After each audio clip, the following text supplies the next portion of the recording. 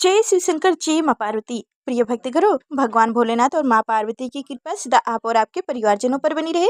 आप सभी का दिन शुभ और मंगलमय हो।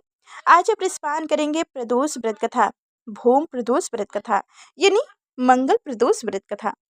किसी भी माह की त्रयोदशी तिथि को प्रदोष तिथि का व्रत किया जाता है और प्रदोष तिथि भगवान शिव को समर्पित है। यह तिथि मंगलवार के पड़ने की वजह से इसे प्रदोष व्रत को भूम प्रदोष व्रत के नाम से जाना जाता है। धार्मिक मान्यता है कि भूम प्रदोष व्रत में कथा सुनना एवं कहने वालों को मोक्ष की प्राप्ति होती है।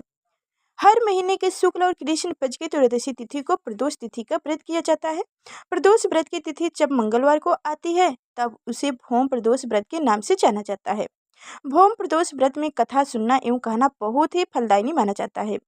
इस कथा से पूजा भी पूरी होती है। मान्यता है कि भौम प्रदोष व्रत की कथा सुनने एवं कहने से देवों के देव महादेव का आशीर्वाद प्राप्त होता है और आर्थिक परेशानियों से मुक्ति मिलती है। तो आइए सुनते हैं भौम प्रदोष व्रत की कथा। कथा सुनने से पहले आप सभी से अनुरोध है कि कमेंट बॉक्स में जय शिव शंकर, जय माँ पार्वती जरूर लिखिएगा और लाइक और चैनल को सब्सक्राइब कीजिएगा। तो अब ध्यानपूर्वक कथा को सुनिए। सूत जी बोले, अब मैं मंगल त्रयोदशी प्रदोष व्रत का विधि विधान कहता हूँ। मंगलवार का दिन विद्या विधाओं का नाश है। इस व्रत में एक समय व्रती को गेहूं और गुड़ का भोजन करना चाहिए। इस व्रत के करने से मानुष्य सभी पापों और रोगों से मुक्त हो जाता है। इसमें किसी प्रकार का संन्यास नहीं है। अब मैं आपको उस बुढ़िया की कथा सुनाता हूँ जिसने यह व्रत किया एवं मोक्ष को प्राप्त हुई। अत्यंत प्राचीन काल की घटना है। एक नगर में एक बुढ़िया रहती थी। उनके मंगलिया नाम का एक पुत्र था। वृद्धा को हनुमान जी पर बड़ी श्रद्धा थी। वह प्रत्येक मंगलवार को हनुमान जी का व्रत रखकर यथाविधि उनका भोग लगाती थी।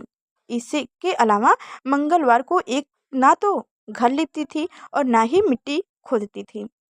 इसी प्रकार से व्रत रखते हुए जब उसे काफी दिन बीत गए तो हनुमान जी ने सोचा कि चलो आज इस वृद्धा की श्रद्धा की परीक्षा करें। उस साधु का वेश बनाकर उनके द्वार पर जा पहुंचे और पुकारे, है कोई हनुमान जी का भक्त जो हमारी इच्छा पूरी करे।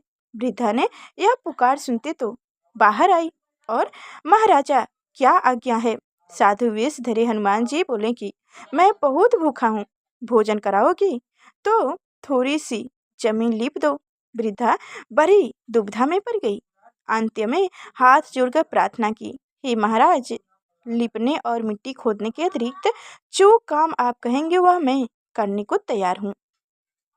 साधु ने 3 बार परीक्षा करने के बाद कहे, तो अपने बेटों को बुलाओ, मैं उसे औधा लेटाकर उसकी पीठ पर आग जलाकर भोजन बनाऊंगा। वृद्धा ने सुना तो पैरों तलों की धरती खसक गई, मगर वह वचन हार चुकी थी। उसने मंगलिया को पुकार कर साधु महाराज के हवाले कर दिया, मगर साधु ऐसे ही मानने वाले ना थे। उन्होंने वृद्धा के हाथों से ही मंगलिया को सीधा पेट के बले लुटाकर पीठ पर आग जलवाई। आग जलवाकर खुद ही मन से वृद्धा अपने घर के अंदर जा घुसी। साधु जब भोजन को बनाकर बुलाकर कहने लगे कि वो मंगलिया को पुकारे ताकि वह भी आकर भोजन कर ले। वृद्धा में आंसू भरकर उनकी आंखों में वह कहने लगी कि अब उनका नाम लेकर मेरे हृदय को और ना दुखाओ। लेकिन साधु महाराज ना माने। वृद्धा को भोजन के लिए मंगलिया को पुकारना ही पड़ा।